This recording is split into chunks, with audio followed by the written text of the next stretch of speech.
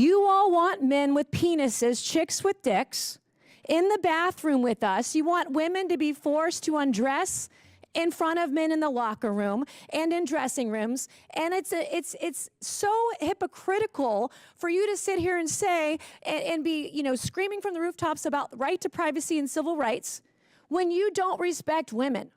Oh my God. Chicks with dicks, men with penises? I'm rolling. The second that line dropped, you could feel the entire room tense up because everyone knew this was about to get really heated. You won't see this anywhere else. Hit subscribe so you're the first to catch these moments.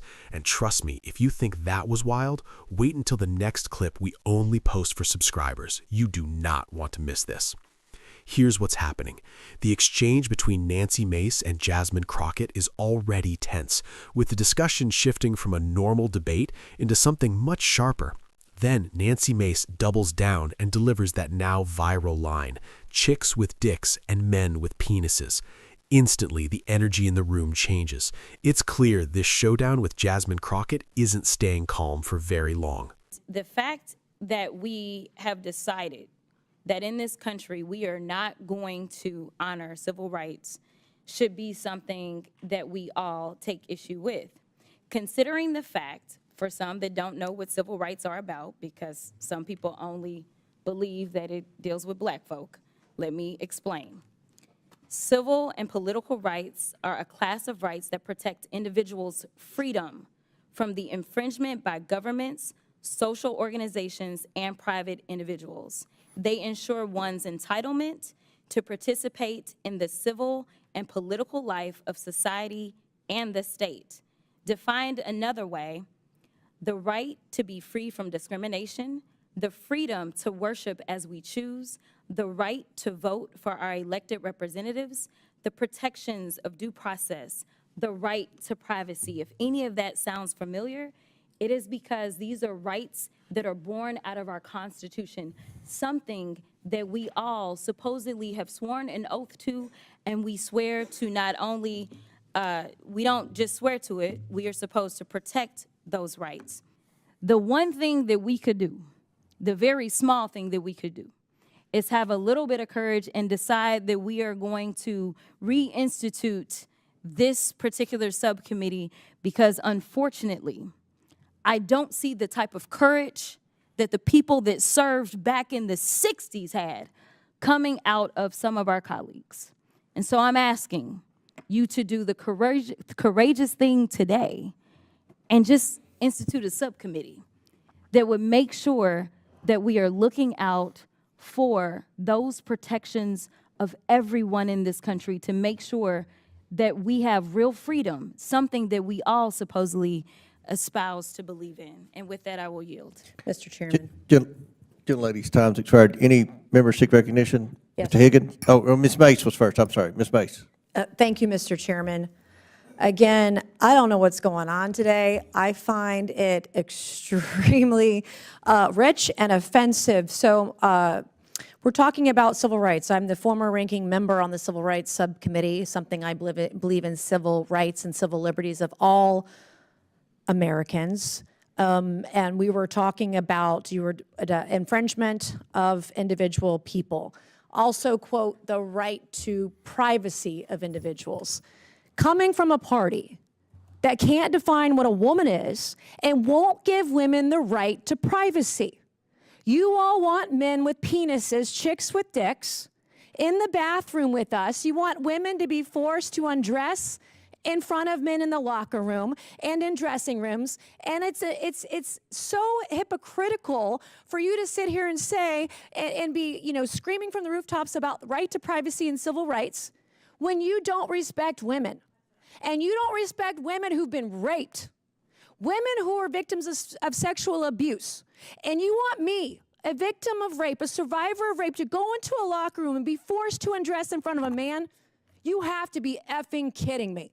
So I don't want to hear about you talk about rights, individual rights, civil rights, because you can't find the courage from the 60s to fight for women all around America, fight for women like me, every single woman. And as a rape survivor, I shouldn't have to explain to you why women have rights and why women when we're in the bathroom, when we're in the locker room, when we're in a dressing room, why I don't feel safe when there is a man nearby.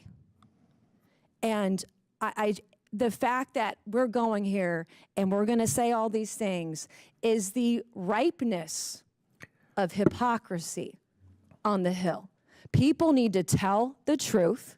And if we're going to talk about the rights of individuals, we have to talk about it. Everybody has rights, including women. And at some point, men are infringing on the rights of women. We just had it today.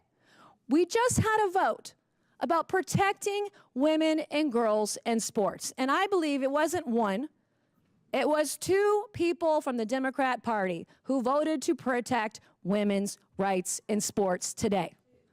Two. So this is, Mr. Chairman, this is a deeply offensive conversation to me today. We want to talk about real freedom. Women have freedom in this country. Women have the freedom to go to a private women's only space and not see a man in it. Women have the right to change and not be feared that somebody with their sexual perversion, someone who's confused about their gender, we have the right to feel safe in these spaces. We have the right to know that we're not going to have trans people filming us in the bathroom. How many of these trannies are taking selfies? These men are taking selfies in women's spaces, in the bathroom. It's gross. It's disgusting. So if we're going to talk about civil rights, let's talk about the rights of women in this country and how you are stripping them away every single day. And you're doing it in your legislation, you're doing it in your messaging, you're doing it on X. You're making women feel unsafe in this country. And you're making the opportunity for women and girls to be raped, to be sexually abused in this country even greater than they've ever been. So don't come over here with your attitude and talk to me about rights when you're trying to take my rights as a woman, a rape survivor, away. Thank you, Mr. Chairman. I yield back. Crockett starts off trying to dominate the exchange, but Nancy Mace turns the room upside down with chicks with dicks and men with penises. The moment that line lands, the energy in the room spikes. You can see Crockett stumble, trying to regain control, but Mace is already in full command. The voices start overlapping, reactions fly, and the chair struggles to restore order. This isn't just a funny or shocking line, it's a power move. Mace isn't letting herself be talked down to. Every word she says after that reinforces her confidence, turning what was supposed to be a policy debate into a viral confrontation that completely shifts the dynamic of the hearing. By the end, it's clear who holds the room. Crockett's attempts to push back are weak compared to Mace's sharp, unfiltered retort. This moment shows exactly why some congressional exchanges go viral. When one side refuses to back down and delivers a line nobody expects, the result is chaos, tension, and unforgettable television. In short, Nancy Mace didn't just respond, she owned the room, shut down the theatrics, and left everyone watching online replaying that line over and over.